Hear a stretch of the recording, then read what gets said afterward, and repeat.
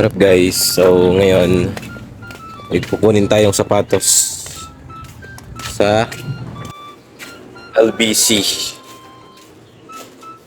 Ating pina-ship galing Pangasinan. Yung 31 Low Taxi. Yellow taxi yata.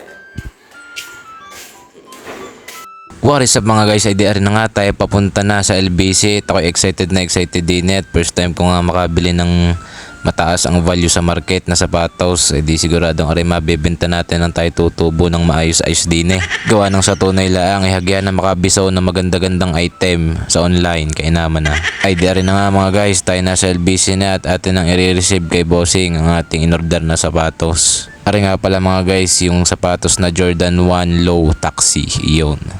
Siya ating pepermahan na rin mga kailangan permahin din net nang mai-release na sa atin na ring sapatos na aray. Ay sa tunay laang ay napakatagal na ng video ng aray kaya kailangan ko nang i-edit at i-post. Bale rin nga pala mga guys ay galing pang Pangasinan ay di ating i-check ang laman at baka aray kalapatin na ang laman di joke lang. Ay dari na nga mga guys, tayo nang hiram muna din ng cutter at kakoy bubuksan nga natin na rin ating na-receive. Hindi naman sa excited ako makita yung sapatos. Baka lang kasi hindi planchado yung sintas ay di ating may ibalik pare. De joke lang. Ay di rin na nga mga guys, nailabas na natin sa balikbayan box ang ating Jordan. Ay di rin muna ating check muna ang ating pair at baka rin may defect. Ay di sasabihin natin sa ating seller na ating binilhan. And upon may investigation and observation naman iyon, wala naman damage yung sapatos ay di tayo uuwi ng nakangiti. So yun mga guys, tayo ay pauwi na. Nakuha na natin ang ating Jordan 1 Taxi. Ay di na nga mga guys, matapos ang napakaraming transaksyon sa sapatos na iyon ay di ngayong madaling araw ay tayo may ka-meet up na. At sabi ng ating kausap nga ay ngayon daw tayo magme-meet up mga 5:30 ng umaga din sa may Fiesta Mall. Di bago iyon, i-ready muna natin ang ating sapatos na aray yung taxi na nakuha natin nakaraan mga guys. O check muna natin din kung nandun pa at baka kalapati na ang laman. Joke lang. Yun, ayos na rin mga guys. May good condition, wala naman na ring issue kaya tayo hindi kakabahan kahit para meet up. Joke lang. Yun, ay di na nga mga guys, tayo lalayas na sa parting are. O siya, dyan muna kayo ha. Sana aray hapon pa ang meet up. Kaso nga lang sabi ni bossing siya day magiging busy.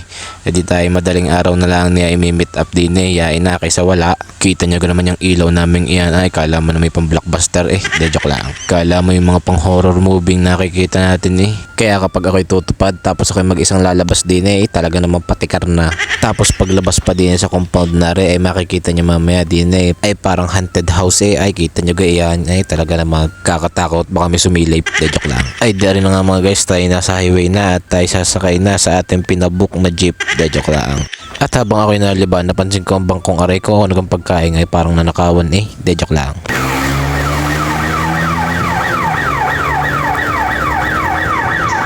Ay di rin na nga mga guys, tayo nakasakay na sa jeep. At pagkatapos na yan, nakita ko rin text ni bossing sa akin. Sabi sa akin dapat daw naandun ako ng 5 AM at hanggang 5:20 lang daw siya maghihintay doon.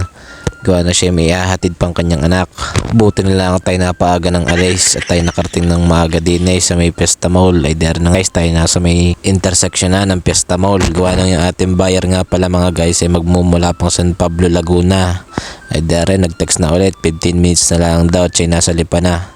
Kaso nga lang hindi ko ma-replyan at ako'y walang load. Di ako na sa messenger nagre-reply, bahala siya. De joke lang.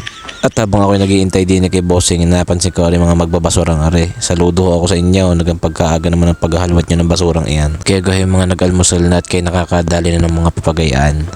Ay di rin nga mga guys, habang inaantay natin si bossing ay di i-check muna natin na rin ating sapatos ko. Kung wari pa i-check gusto lang naman i-flex to sa mga taong nadaan. De joke lang. Ay talaga naman pagkaganda-ganda pa ng condition na rin mga guys. Tsaka pagkamura lang nabili sa akin. Kaya kung kayo naghahanap ng Jordan 1 ay mag-PM lang kayo. Iyon, dumating na si bossing mga guys at di kanya sinusukat na. Tinetesting kung walang mamamatay na kuko kapag sinuot niya. De joke lang. Gawa ng aring buyer ko na rin mga guys ay meron ng koleksyon ng Jordan 1 ay di ayos at tayo ang kanyang nakita. Ayun mga guys, successful. May release naman natin yung taxi. Dahil mga guys, tayo pauwi na. Susunod na lang ulit. Bye-bye!